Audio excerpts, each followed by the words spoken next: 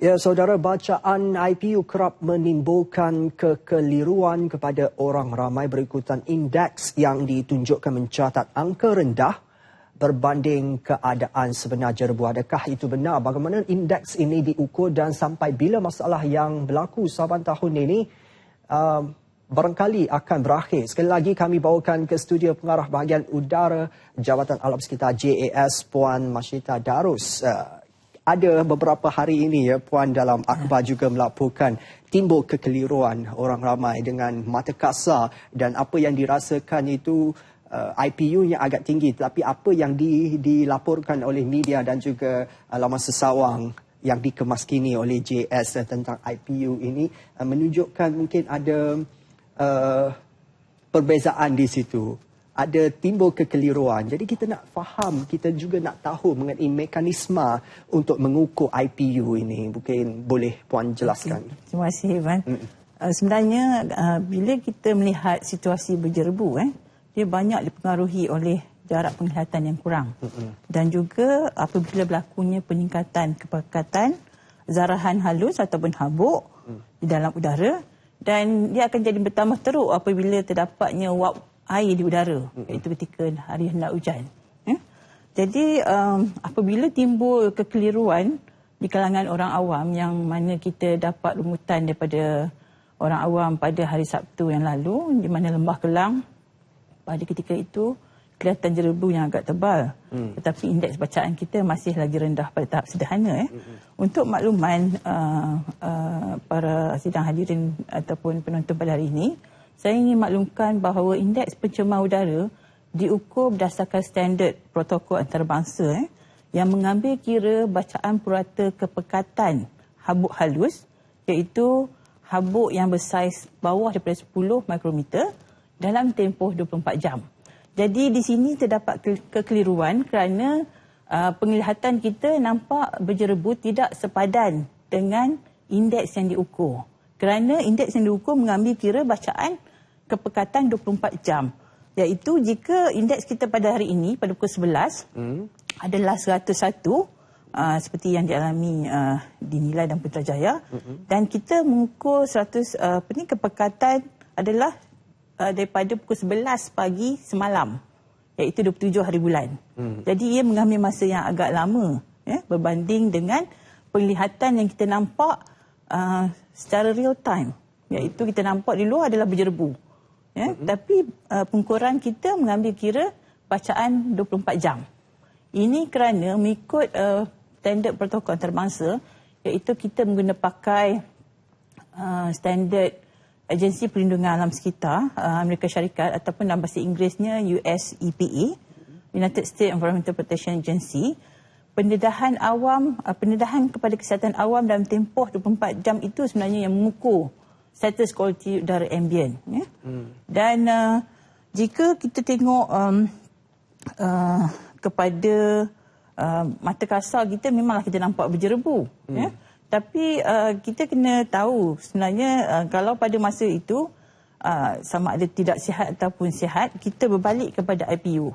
Kita mengambil kira apabila kita menggunakan standard protokol antarabangsa, telah ada elemen kesihatan awam, mengambil kira kesihatan awam di situ. Jadi untuk IPU itu mencecah kepada tahap tidak sihat, bukanlah kalau kata penglihatan kita pada hari ini nampak agak kabur, ia akan mengambil sedikit masa. Dia akan meningkat, terutama ketika waktu berjerebu berlaku, seperti mana yang kita alami pada hari Sabtu yang lalu. Pukul 11 sudah nampak jerebu yang tebal, tapi hanya pada pukul 5 IPU kita mula meningkat, dan pada masa itu terus meningkat dan meningkat. Jadi di sini timbul kekeliruan kerana tidak sepadan penglihatan kita dengan pengukuran kita, kerana mengambil kira bacaan purata kepekatan habuk 24 jam sebelumnya. Puan, itu diperjelaskan mengenai SOP dan juga protokol yang digunakan, protokol antarabangsa untuk mengukur indeks pencemaran udara ataupun kita sebut sebagai IPU. Tapi itu terlalu teknikal mungkin bagi orang biasa untuk memahaminya. Walaupun dikemaskini setiap jam, tetapi masih lagi ia berbeza dengan keadaan semasa, maksudnya? Maksudnya kepekatan pada ketika itu yang kita belum pamerkan lagi. Mungkin pada masa hadapan setelah kita mendapat berbagai input, kemungkinan kita boleh lihat ataupun kita boleh cadangkan supaya kepekatan ataupun real time bacaan kepekatan habuk pada ketika itu dipaparkan kepada orang awam. Tapi kita perlu juga mengambil kira bahawa pendedahan 24 jam tu adalah mengambil kira faktor kita terdedah kepada habuk. Jadi mungkin pada 1 jam tu tidak mencukupi pendedahan orang ramai kepada habuk yang menjejaskan kesihatan awam. Jadi tempoh 24 jam tu sebenarnya adalah tempoh yang terbaik yang telah pun diambil kira oleh para saintis dan juga para pihak-pihak perubatan yang menjadi pendedahan kepada orang awam, habuk tu memasuki ke dalam paru-paru dan sebagainya, yang memberi kesan, indeks pencemaran udara ini sebenarnya yang menunjukkan kesan pencemar tersebut kepada orang awam, kepada kesihatan, dari segi perubatan di situ yang itu yang disebutkan sebagai sehat sederhana, tidak sihat, betul. Sangat tidak sihat. Sebab tu bila kita mengatakan indeks IPU kita 0 hingga 50 adalah baik, maksudnya itu adalah baik kepada kesihatan. Jika sederhana itu adalah sederhana, jika tidak sihat itu reflect ataupun menjurus kepada kesihatan kita. Jadi kalau sangat tidak sihat itu adalah menunjukkan memang sangat tidak sihat jika kita terdedah kepada jerebu. Ya, ini satu poin yang penting kerana sebelum ini mungkin ada yang tidak faham, katanya baik mungkin mengukur keadaan kualiti udara itu baik. Sebenarnya ia merujuk kepada pendedahan kepada orang individu awam, dan juga dari segi kesihatan di situ. Dan ada juga laporan yang menyebut bacaan IPU di negara jiran yang turut terkesan dengan jerebu ini, contohnya di Singapura. Parameter yang digunakan, mekanisme yang digunakan oleh negara itu mungkin berbeza dengan Malaysia. Sebabkan itu ada perbezaan yang sangat ketara. Ukuran IPU di Johor yang berjiran, yang dekat dengan Singapura. Mungkin boleh jelaskan juga. Di sini ingin saya jelaskan, kita sebenarnya menggunakan sistem pengiraan yang berbeza. Walaupun pihak Singapura juga merujuk kepada standard protokol antarabangsa yang sama, iaitu US EPA. Tetapi pihak Singapura mereka menggunakan parameter PM2.5 ataupun zarahan halus bersaiz yang lebih kecil, 2.5 mikron ke bawah. Dan kita menggunakan zarahan halus yang bersaiz 10 mikrometer ke bawah. Jadi ketika jerebu, sebenarnya parameter yang utama adalah PM2.5. Yang kita berkata PM2.5 tu, zarah halus. Jadi sebenarnya pengiraan kita dengan pengiraan itu terdapat perbezaan dari segi parameter dan juga ataupun tahap pengukuran itu dibuat. Sebenarnya boleh menggunakan dua-dua, tapi yang lebih tepat adalah menggunakan PM2.5 tu yang mengambil kira kepada kesihatan awam. Sebenarnya perkara ini pun pihak Singapura juga baru saja menggunakan, sebelum ni pihak Singapura juga menggunakan PM10, tetapi disebabkan oleh rumutan awam dan juga disebabkan oleh teknologi dan peralatan yang telah digunakan lebih advance pada kita, maka mereka menggunakan alat pengukuran PM2.5 dan Malaysia juga akan turut menggunakan pengukuran PM2.5 dan mengambil kira dalam bacaan IPU kita selewat-lewatnya pada tahun 2017. Tapi kenapa boleh timbul perbezaan yang begitu ketara sampai 100 IPU-nya perbezaan di situ? Perkiraan tu berbeza ni dari segi pengukuran atau pengiraan dari segi teknikal. Jika kepekatan bagi PM2.5 50 mikrogram ke atas sudah menjadi tidak sihat.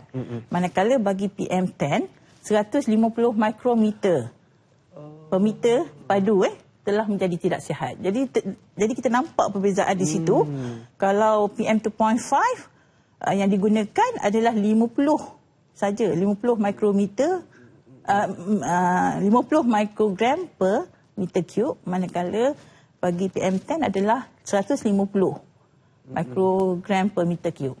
Jadi kita dah nampak di situ perbezaan. Jika berlakunya jerebu dengan cepat habuk halus ni, yang bersaiz kurang ni, dia akan cepat meningkat berbanding dengan saiz yang lebih besar, iaitu PM10. Sebab itu kita nampak IPU kita sangat ketara berbanding dengan Singapura. Baik, penjelasan itu walaupun sangat teknikal sekali, tapi kita cuba untuk memahaminya. Di talian ketika ini seorang lagi, rasanya rakan setugas Puan juga. 11 pagi tadi hujan turun agak lebat di ibu negara dan mungkinkah ia hasil pembenihan awan yang dijalankan, dan untuk kepastiannya kita hubungi pegawai Meteorologi Kanan Jabatan Meteorologi Dr. Muhammad Isham Muhammad Hanif. Adakah hujan tadi akibat pembenihan awan, Doktor? Okey, hello, Doktor. Pagi tadi ya. Hello. Ya.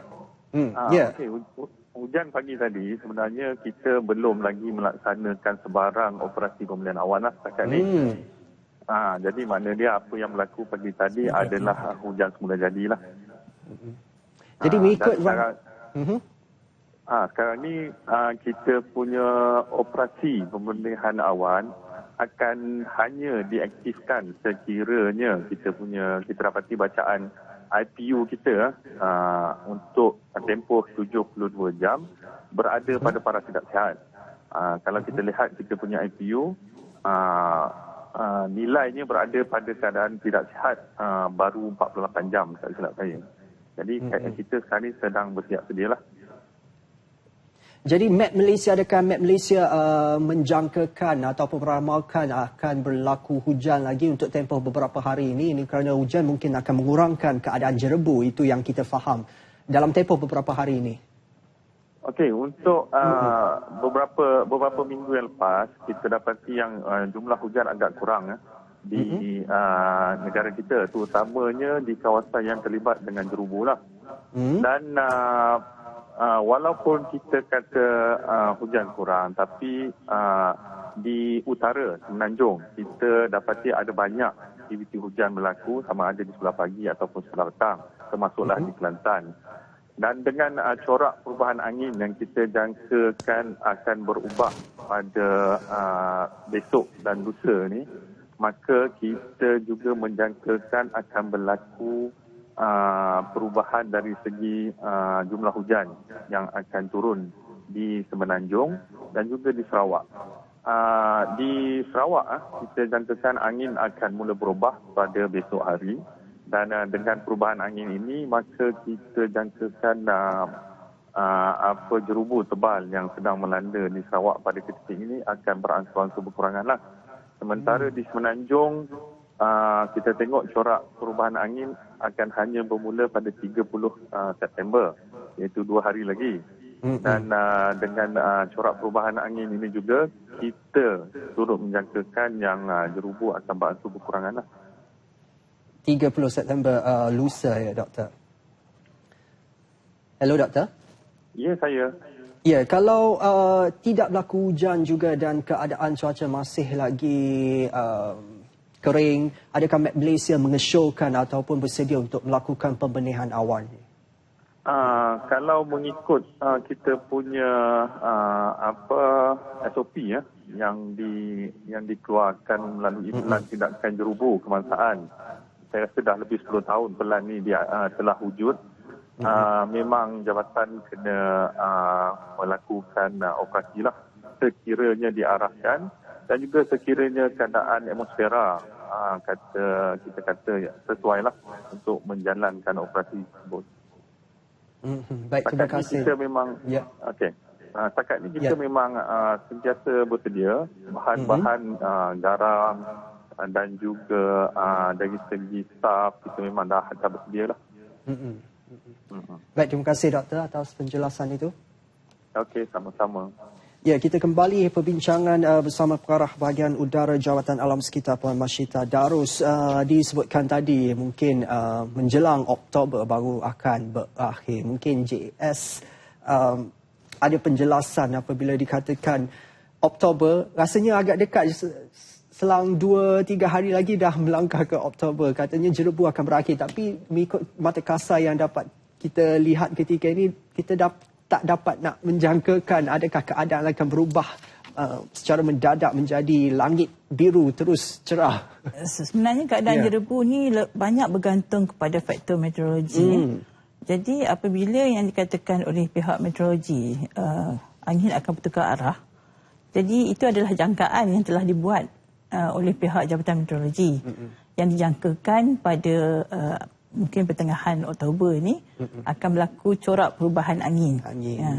Walaupun kebakaran di Indonesia masih berlaku, tetapi angin itu sekarang ni kita masih menghadapi monsun barat daya di mana angin daripada Sumatera dan juga Kalimantan kena kepada semenanjung Malaysia dan juga Sabah Sarawak. Jadi jika angin bertukar arah, iaitu bermulanya monsun timur laut, insya-Allah kita akan tidak dapatlah kesan jerebu tu daripada Indonesia, walaupun masih berlaku kebakaran di Indonesia pada ketika itu. Bergantung kepada keadaan cuaca. Baik, sebelum kita berakhir, kita nak minta juga penjelasan daripada Puan untuk situasi terkini jerebu mengikut pemantauan untuk hari ini. Hari ini beberapa negeri sekolah tidak beroperasi. Mungkin untuk hari esok bagaimana? Daripada bacaan IPU yang kita dapati pada hari ini, terdapat sedikit penerangan lah IPU, iaitu cuaca lebih baik, walaupun di luar sana pagi tadi saya nampak agak tebal jerebu dan disebabkan oleh faktor kelembapan yang tinggi dan dalam perjalanan saya tadi pun telah turun hujan. Jadi memang keadaan jerebu ni banyak dipengaruhi oleh penglihatan, zarah partikel iaitu kepekatan habuk dan juga wap air yang ada dalam udara. Jadi bila kita tengok pada IPU kita, memang IPU kita masih pada tahap yang orang kata apa pada menurut pengiraan kita itulah IPU kita, dan jawatan kita ingin saya maklumkan kita tidak pernah memanipulasikan bacaan tersebut ataupun menukar, ialah bergantung kepada perkiraan yang telah mengikut standard protokol antarabangsa. Itulah ada timbul katanya mungkin JS tidak mahu menimbulkan sebarang panik, jadi diubah angka IPU itu. Jadi apa tindakan JS selepas ini ataupun dalam tempoh terdekat ini?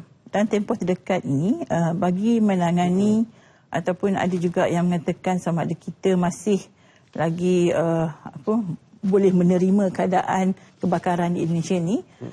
Antara tindakan yang akan dibuat oleh pihak Kementerian Sumber Asli dan Alam Sekitar adalah kita pada tahun ini juga kita akan meneruskan perbincangan kita yang masih lagi tangguh dengan pihak Indonesia bagi memeterai Memorandum of Understanding untuk menggesa Indonesia dan juga untuk Indonesia merealisasikan komitmen di bawah perjanjian ASEAN iaitu jerebu meretas sempadan yang telah pun diratifikasikan oleh Indonesia pada tahun 2014 pada hujung tahun.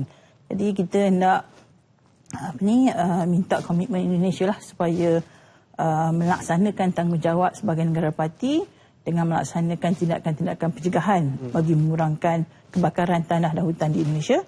Itu satu, dan dari segi penambahbaikan di bawah rancangan Malaysia ke-11 dari segi pelaporan kita kepada pihak awam, terutamanya bila dibandingkan kita dengan pihak Singapura, kita juga akan ada satu sistem baru dari segi pengukuran, iaitu kita memasukkan parameter PM2.5 dalam kajian dalam kita punya pengiraan indeks pencemaran udara. Jadi yang akan dibuat pada tahun insya-Allah pada tahun 2017.